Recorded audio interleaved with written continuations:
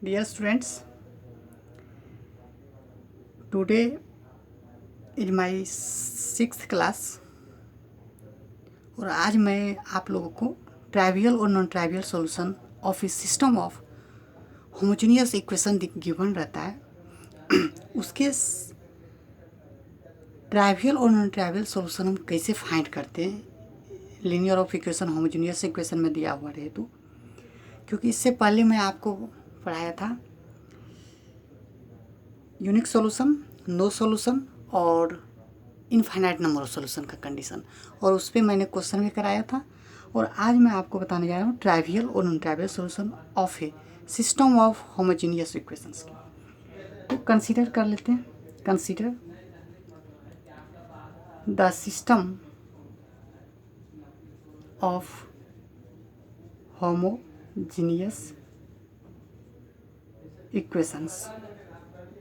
ये लिखा हुआ था trivial and trivial solutions of a system of homogeneous equations.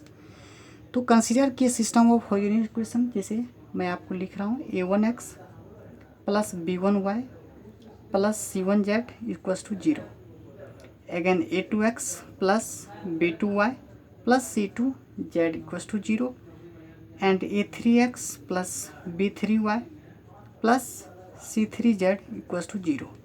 थोड़ा ध्यान देंगे वॉइस पे। सिंस अगर देखिए यहाँ पे ये सिस्टम ऑफ होमोजेनियस इक्वेशन है, इसका ट्राइवियल सॉल्यूशन होगा ओनली और ओनली तभी होगा जब x इक्वल्स टू 0 हो, y भी 0 हो और z भी 0 हो। अगर ये सेटिस्फाई करता है, okay, satisfy etch member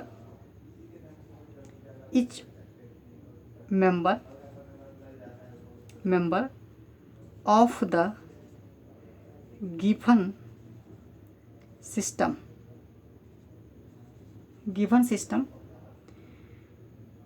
then therefore x equals to 0, y equals to 0, z equals 0 is a unique solution of the given system. This solution is called trivial solution और जीरो solution इसको बोलते हैं। क्या है कि अगर गिवन सॉल्यूशन आपको homogeneous equation दिया हुआ है और अगर x इक्वल्स टू 0 हो, y इक्वल्स टू 0 और z इक्वल्स 0 हो और सेटिस्फाई करे each member of the given system, given linear equation of system को, होमोजेनियस इक्वेशन को, तब हम कहते हैं कि x equals to 0, y equals to 0 और z इक्वल टू 0 एक सॉल्यूशन है गिवन सिस्टम का, और इस सॉल्यूशन को हम कहते हैं ट्राइवियल सॉल्यूशन या जीरो सॉल्यूशन बोलते हैं। Okay, any solution having x y z not all 0 is called non trivial solution, या इसी को बोलते हैं नॉन जीरो सॉल्यूशन। मीन्स अगर x equal to 0, y equal to 0 और z इक्वल टू 0 एक ये सॉल्यूशन हो और पूरे इस सिस्टम ऑफ लीनियर इक्वेशन को, होमोजेनियस इक्वेशन को सेटिस्फाई करे, तो इस सिस्टम ऑफ जो x इक्वल 0, y इक्वल 0 और z इक्वल 0 है, इसको हम बोलते हैं ट्राइवियल सॉल्यूशन, और इसी को सिंपली हम बोलते हैं जीरो सॉल्यूशन। ठीक है, ओके। और अदरवाइज x का 0 से छोड़ के कोई दूसरा वैल्यू सेटिस्फाई करे, y का भी 0 से छोड़ के दूसरा, और z का भी 0 से छोड़ के अगर कोई दूसरा वैल्यू सेटिस्फाई कर रहा है, तो उसको हम कहते हैं नॉन ट्राइवियल सॉल्यूशन, और इसी को बोल सकते हैं सिंपली नॉन जीरो सॉल्यूशन बोलते हैं। तो समझ गए यहाँ पे कि अगर यहाँ पे देख रहे हैं, यहाँ क्या है, ये होमोजेनियस इक्वेशन है, और x equal to 0, y equal to 0 और z इक्वल टू 0 जब इसमें रखेंगे आप हर एक में, तो एवरी इक्वेशन को ये सेटिस्फाई करेगा। तो इसलिए हम यहाँ पे बोलेंगे कि देयरफॉर, लिख सकते हैं आप, therefore x equal to 0, y equal to 0, z equal to 0 is a solution of the given system.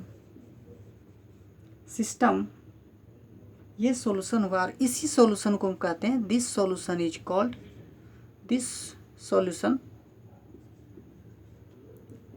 Called trivial solution. इसी को हम क्या बोलते हैं, ट्राइवियल सॉल्यूशन बोलेंगे। इसी को कभी कभी हम बोलते हैं जीरो सॉल्यूशन। ओके, क्या बोलते हैं, जीरो सॉल्यूशन। और इसके अलावा any solution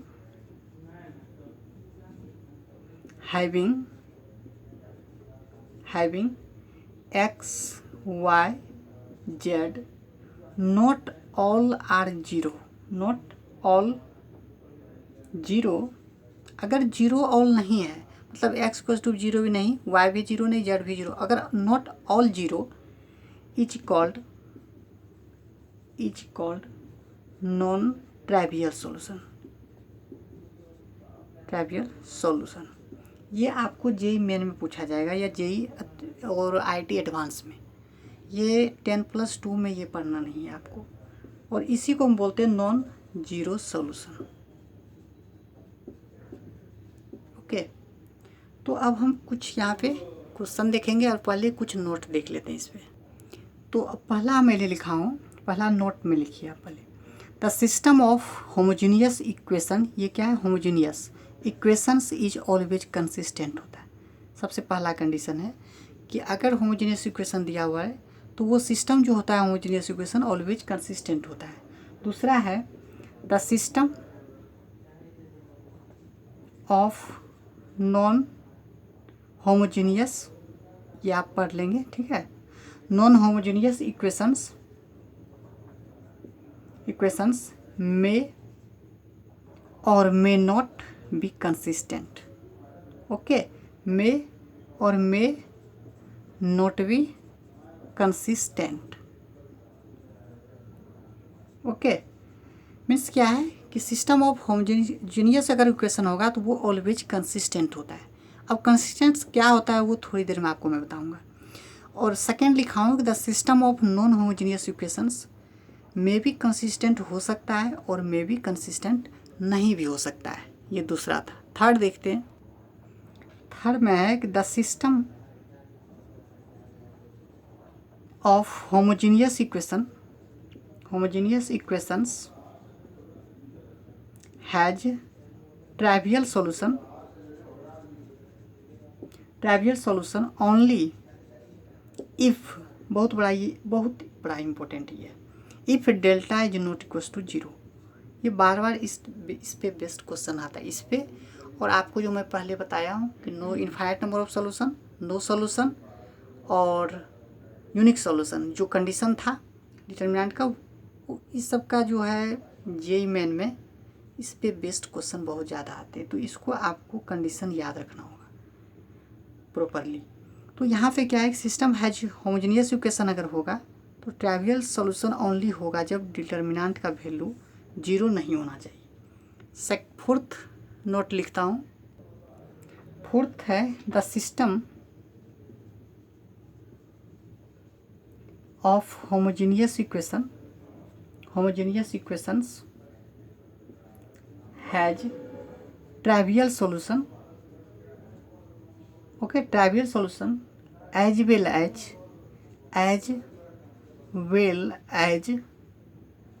non trivial solution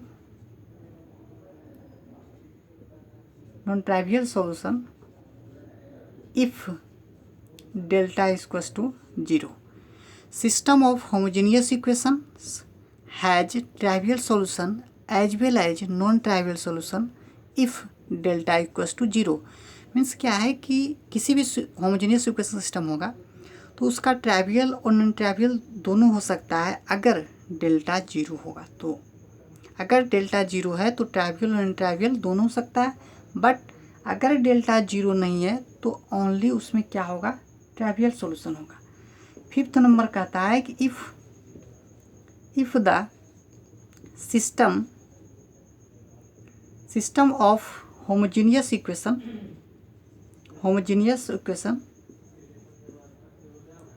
has non trivial solution, then number of solution of this system is infinite। ये बात याद खाली से भाव रखिएगा कि if the system of homogeneous equations has non trivial solution then number of solution of this system is infinite होगा। Okay, कि अगर सिर्फ नॉन ट्राइवियल होगा तो इस कंडीशन में, नेक्स्ट इस पे बेस्ड एक क्वेश्चन लेते हैं। चलिए देखिए, एक इक्वेशन है, ठीक है। एक क्वेश्चन मैंने लिया हूँ, if the system of homogeneous equations x plus a y equals to zero, a z plus y equals to zero and a x plus z equals to zero has infinite number of solution, then the value of a is what. Option A में आपको -1, B में 1, सी में 0 और D में दिया हुआ है none of this. ये पूछा हुआ है आपका क्वेश्चन आईआईटी का। ओके, इसमें तो पता नहीं है कब पूछा, बट ये आईआईटी का क्वेश्चन पूछा हुआ है। ओके, तो देखते हैं अभी कैसे बनाते हैं। तो मैं इस इक्वेशन को सिंपली मैं होमोजेनियस इक्वेशन में लिख सकता हूँ 1 into x plus a Y plus Z नहीं टर्म लिखा हुआ है तो हम 0 इंटू जेड बराबर 0 लिख सकते हैं। फर्स्ट हो गया। अगेन फिर 0 into x plus y plus a into z equals to 0 हो गया। Third equation a x plus 0 into y plus z equals to 0। ये 3 इक्वेशन आ गया मेरा, और तीनों होमोजीनियस है आपका, क्योंकि 3 वेरिएबल है और 3 अननोन यहाँ पे। ओके, अब नाउ हम क्या करते हैं, इसको थोड़ा सा मिटाएंगे और उसके बाद आप पहले इसको नोट डाउन कर लें। सिंस क्या है कि given system of equations has infinite number of solution, infinite number of solution इनका इसका है। ओके, तो जब इनफाइनाइट नंबर ऑफ सॉल्यूशन है इसका मतलब क्या हुआ कि system of equation has non trivial solution होगा। मैं आपको पहले ही बता चुका हूँ ना कि अगर डेल्टा 0 हो रहा है तो सिस्टम के पास गिवन जो होमोजेनियस इक्वेशन है उसका ट्राइवियल सॉल्यूशन भी हो सकता है और नॉन ट्राइवियल भी हो सकता है अगर डेल्टा 0 है। लेकिन डेल्टा अगर 0 नहीं है तो उस कंडीशन में only system of homogeneous equation का ट्राइवियल सॉल्यूशन होगा। तो मैं कंडीशन तो बता चुका हूँ। तो यहाँ पे क्या दे दिया कि इनफाइनाइट नंबर ऑफ सॉल्यूशन है, तो infinite number of solution only किसका होता है, जो नॉन ट्राइवियल सॉल्यूशन होता है। तो नॉन ट्राइवियल सॉल्यूशन होने के लिए क्या होता है कि डेल्टा इक्वल्स टू क्या होता है, 0 होता है। तो अब हम क्या करेंगे, डेल्टा इक्वल्स टू 0 लिखते हैं। तो डेल्टा इक्वल्स टू 0 जब लिखे तो इसमें क्या करेंगे, वैल्यू पुट कीजिए सबका कोएफिशिएंट जो भी है, 1 a 0, थर्ड केस 0 1 a हो गया, अगेन फिर a 0 1 हो गया। इतना बराबर क्या हो जाएगा, डेल्टा इक्वल्स टू 0। अब इस डिटरमिनेंट का वैल्यू हम क्या करेंगे, फाइंड कर लेते हैं। कैसे करेंगे, तो आप एक काम कर सकते हैं, इसमें a से मल्टीप्लाई करके इसमें सब्ट्रैक्ट कर दीजिए तो भी ये क्या हो जाएगा 0। इसके अलोंग हम डबल 0 ले आते हैं, या ऐसे भी कर सकते हैं, इसमें a से मल्टीप्लाई करके इसमें सब्ट्रैक्ट कर दीजिए तो भी कर सकते हैं। तो जैसा सिंपली आपको लगे, या प्रॉपर्टी डिटरमिनेंट यूज करना है तो वो भी कर सकते हैं। सभी को किसी एक रो में किसी एक कॉलम में ऐड कर लें सबको इसमें लाके, तो 1 + a 1 + a 1 + a हो जाएगा। तो वो थोड़ा ज़्यादा, अब यहाँ पे एक 0 तो आया हुआ है तो एक 0 लाना है सिर्फ। तो एक 0 क्या करते हैं, इसमें क्या करते हैं हम आपको सिर्फ थोड़ा सा मिटा लेते हैं। पहले हम क्या कर रहे हैं, थोड़ा सा इसको मिटा लिए। अब मैं क्या कर रहा हूँ, देखिए यहाँ पे जो मैं कर रहा हूँ लिख रहा हूँ यहाँ पे, या ध्यान दीजिएगा आप, इसमें क्या कर रहा हूँ मैं, a से मल्टीप्लाई कर रहा हूँ C1 में और C2 में सब्ट्रैक्ट कर रहा हूँ, मतलब C2 minus a C1। Okay, तो अब क्या हो जाएगा ये देख लीजिए आप, यहाँ पे ये 1 रहेगा और ये 0 हो जाएगा आपका, फिर अगेन 0, ये 1 ही रहेगा और इसमें a रहेगा, और इसमें a से मल्टीप्लाई करके इसमें सब्ट्रैक्ट किए तो ये क्या हो जाएगा, -a² हो जाएगा आपका, 0 a 1 होगा। अब मैं क्या करता हूँ, इसको यहाँ से थोड़ा सा मिटा लेता हूँ इसको। अब देखिए अब मैं क्या करता हूँ, इस फर्स्ट रो के लोग इसको, फर्स्ट कॉलम फर्स्ट रो के लोग इसको एक्सपेंड कर देता हूँ। तो 1 प्लस क्या बचा वो लिखिए, 1 0 -a² और ये क्या हो गया, 1 हो गया आपका, सॉरी ये तो a था, a, तो ये भी a हो गया। अब क्या करते हैं, ये 0 के बराबर है, यहाँ से क्या हो जाएगा, 1 plus a³ equals to 0। a³ बराबर क्या हो गया, -1। इसका मतलब क्या हो गया, a बराबर -1 हो जाएगा। तो यहाँ से किसका वैल्यू पूछा था आपको, a का वैल्यू, और a का वैल्यू क्या होगा, -1 होगा। तो ये पूछा हुआ क्वेश्चन होता है। इस टाइप पे बेस्ट क्वेश्चन बहुत सारा आता है, तो आप इसके जो कंडीशन है ये हमेशा याद रखें। एक क्वेश्चन मैं और लेता हूँ। अब देखिए आप यहाँ पे, if the system of equation sine 3 theta x minus y plus z equals to 0, one equation. Second, cos 2 theta into x plus 4 y plus 3 z equals to 0, 2x plus 7 y plus 7 z equals to 0। इसके पास फिर ये condition दिया है कि इसका non trivial solution है, तो find करें यहाँ थीटा क्या होगा। ओके, ये गिवन इक्वेशन है और ये बोल दिया गया कि इस गिवन इक्वेशन के नॉन ट्राइवियल सॉल्यूशन है। तो non trivial solution means what, delta equals to 0। तो यहाँ से थीटा का वैल्यू आपको फाइंड करना है। तो हम क्या करते हैं, सिंपली डेल्टा निकालते हैं वैल्यू और उसको क्या करेंगे, 0 के इक्वल पुट कर देंगे। तो साइन 3 थीटा, एक्स कोफिशिएंट लिखें आप, साइन 3 थीटा माइनस 1 और 1 cos 2 theta 4 3 2 7 7। Okay, equals to क्या हो जाएगा, 0 बराबर हो जाएगा। अब यहाँ से हम क्या करते हैं, फर्स्ट रो में थर्ड रो को, सॉरी फर्स्ट सेकंड कॉलम में क्या करते हैं, फर्स्ट कॉलम थर्ड कॉलम को ऐड कर देते हैं। तो क्या हो जाएगा आपका साइन 3 थीटा कॉस 2 थीटा 2 और ये हो जाएगा 0 आपका, ये 7 ये 14 1 3 7 हो जाएगा। यहाँ पे क्या किया मैंने, से C2 में से प्लस किए C3 को। अब क्या करते हैं यहाँ पे, नेक्स्ट एक काम करता हूँ, थोड़ा सा इसको ओमिट कर देता हूँ।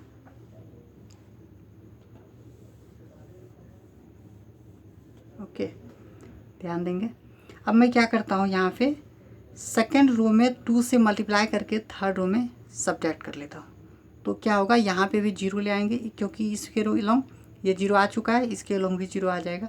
तो क्या हो जाएगा, तो ये साइन 3 थीटा ये 0 ये 1, ओके, ये कॉस 2 थीटा और ये 7 रहेगा, ये 3 रहेगा और ये क्या हो जाएगा 2 माइनस 2 कॉस 2 थीटा, क्योंकि मैंने 2 से मल्टीप्लाई करके थर्ड रो में सब्ट्रैक्ट कर रहा हूँ। ये हो जाएगा 0 और ये हो जाएगा 1 और इसको क्या करना है 0 के बराबर। यहाँ पे मैंने क्या किया वो लिख देता हूँ, क्या किया हूँ आपको R3 minus R3 minus 2 R2 किया हूँ। ओके, ये ध्यान रखेंगे आप। अब मैं इसका वैल्यू निकाल लेता हूँ 7 के लो, तो ये क्या हो जाएगा, इसका साइन कन्वेंशन क्या होगा, प्लस हो जाएगा। तो डेल्टा का वैल्यू ये हो रहा है, तो डेल्टा इक्वल्स टू क्या हो जाएगा 7 लेंगे प्लस क्या बच रहा है आपके पास, second column first second row remove कर दीजिए, sine 3 theta 1 2 minus 2 cos 2 theta और फिर ये 1 हो गया। ओके, इतना बराबर 0 रहेगा। ये क्या निकलेगा, sine 3 theta minus 2 cos 2 theta into 1 equals to 0। तो 7 तो कांस्टेंट है, ये तो 0 हो नहीं सकता है। तो ये क्या हो जाएगा, अब यहाँ पे क्या बचा, sine 3 theta minus 2 plus 2 cos 2 theta. फिर अगर मिटा लेते हैं थोड़ा। अब मैं क्या करता हूँ, इसको सॉल्व करता हूँ। देखिए साइन 3 थीटा का आपको एक्सपेंशन पता होगा, 3 sine theta minus 4 sine cube theta होता है, माइनस 2 प्लस 2 और उस कॉस थीटा को भी क्या करता हूँ साइन में ही चेंज करता हूँ क्योंकि इधर साइन में है। तो क्या होता है 1 minus 2 sine square theta equals to 0 हो जाएगा। यहाँ से क्या हो गया 3 sine theta minus 4 sine cube theta minus 2 और प्लस 2 ये होगा, कैंसिल आउट हो जाएगा और फिर ये क्या हो जाएगा minus 2 sine square theta equals to 0 हो जाएगा। अब क्या करते हैं, इसको इक्वल कर लेते हैं पहले, 4 sine cube theta plus 2 sine square theta अब minus 3 sine theta equals to 0। यहाँ से साइन थीटा कॉमन ले लीजिए, साइन थीटा कॉमन लेंगे तो क्या बचेगा 4 sine square theta plus 2 sine theta minus 3 equals to 0। अब साइन थीटा भी 0 और इतना बराबर भी 0 है, ठीक है। तो अब साइन थीटा भी 0 है तो साइन थीटा 0 सेपरेटली सबको कीजिए बारी बारी से। साइन थीटा 0 क्या होगा, इसका मतलब साइन थीटा बराबर 0 तो थीटा बराबर क्या होता है n पाई होता है। ओके, अब इसको ब्रेक कर लीजिए तो ये क्या हो जाएगा 4 साइन स्क्वायर थीटा प्लस ये 2 है और यहाँ पे 4 3 जा, इसको फैक्टराइज कर लेते हैं तो ये क्या हो जाएगा 4 sine theta minus 2 sine theta minus 3 equals to 0। तो यहाँ से 2 साइन थीटा कॉमन ले लीजिए तो क्या हो जाएगा आपका, यहाँ पे 2 साइन थीटा प्लस, सॉरी यहाँ पे 4 तिया 12 6,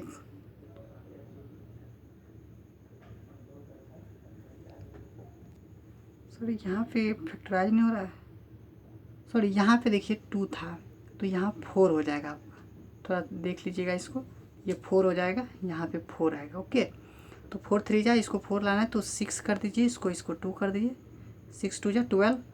अब यहाँ से 2 लेंगे तो ये क्या आ जाएगा 3, अब माइनस कॉमन ले लेंगे तो 2 साइन थीटा प्लस 3, यहाँ भी 0 बराबर, तो 2 sine theta minus 1 into 2 sine theta plus 3 equals to 0 हो गया।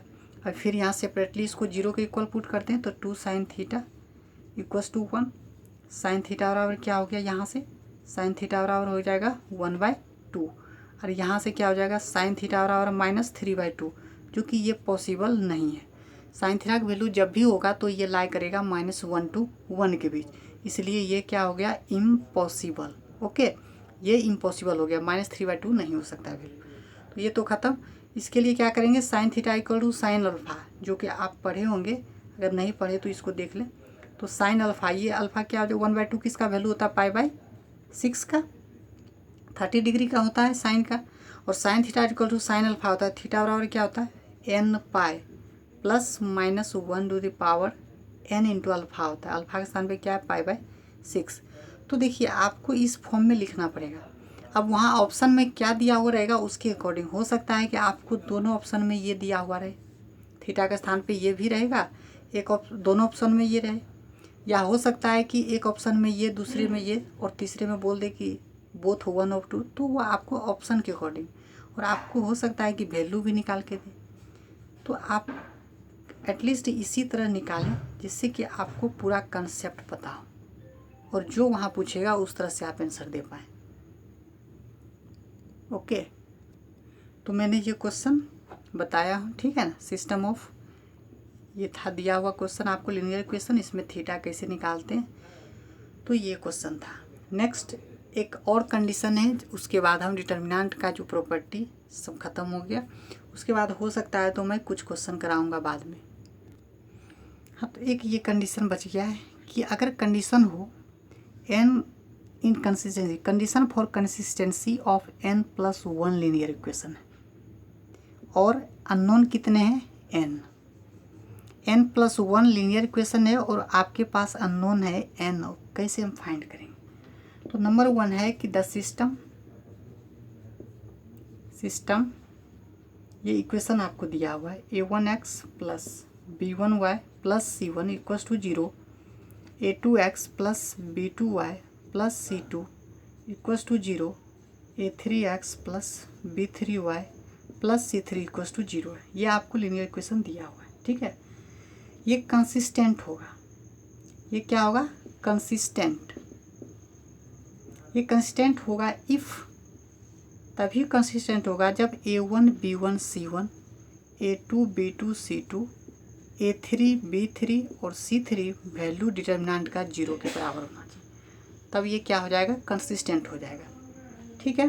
तो यहाँ पे देख सकते हैं आप 3 लीनियर इक्वेशन है, अननोन कितने हैं 2, 3 है लीनियर इक्वेशन 3 है और अननोन है 2, तो यहाँ पे ये सेटिस्फाई कर रहा है। और अगर मान लिया जाए कि और रहे, मान लिया जाए कि 4 इक्वेशन दिया रहे और 3 अननोन हो, तो भी उसी कंडीशन में होता है, जैसे the system a1x plus b1y plus c1z plus d1 equals to 0, a2x plus b2y plus c2z plus d2 equals to 0, a3x plus b3y plus c3z plus d3 equals to 0, a4x plus b4y plus c4z plus d4 बराबर 0। ये linear equation आपको दिया हुआ है, 4 linear equation है, 3 unknown है आपके पास। ये कंसिस्टेंट होगा,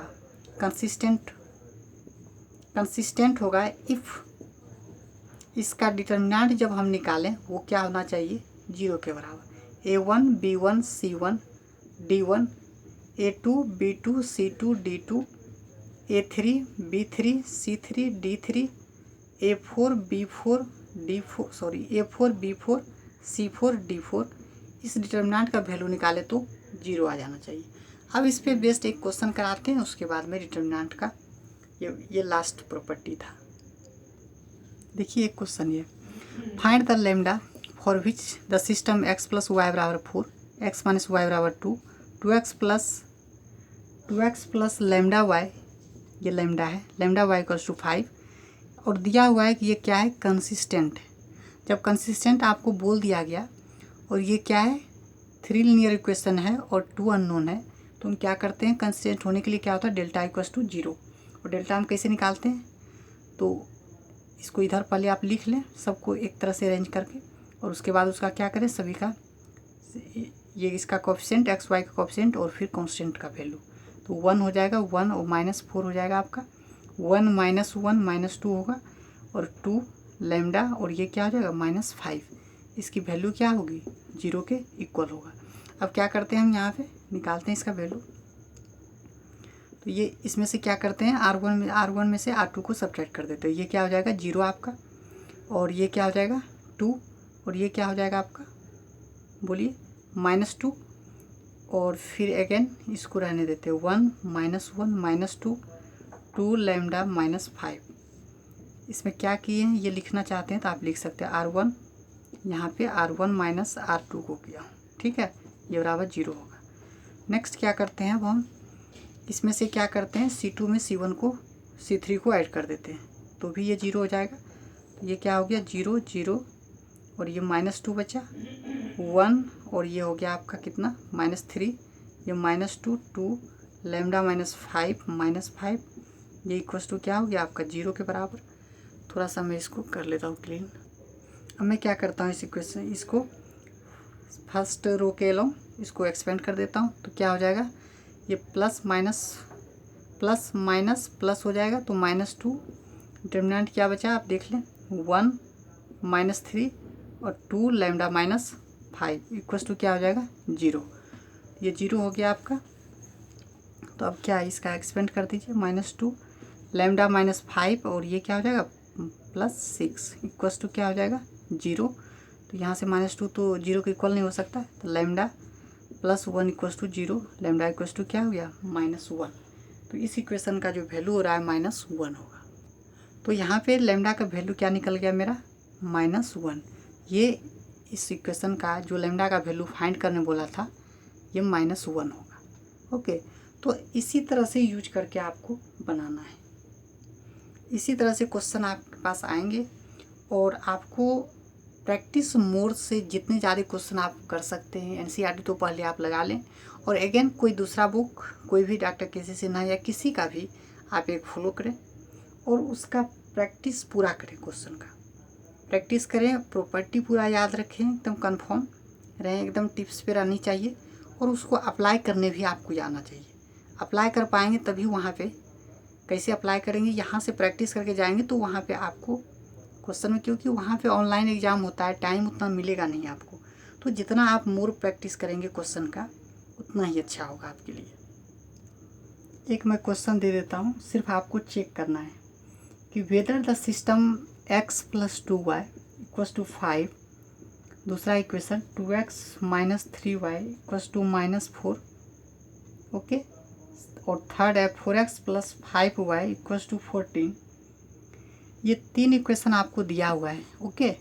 आपको सिर्फ ये चेक करना है कि इट इज कंसिस्टेंट और नॉट। सिर्फ ये चेक करके आप लोग कमेंट करेंगे मेरे को, ठीक है। मैं देखूंगा कि कौन कौन कमेंट कर रहा है। आपको सिर्फ ये चेक करना है कि ये कंसिस्टेंट है या नहीं। तो कंसिस्टेंस का आपको बता दिए, 3 अननोन है, यहाँ पे 2 अननोन है, 3 गिवन इक्वेशन है।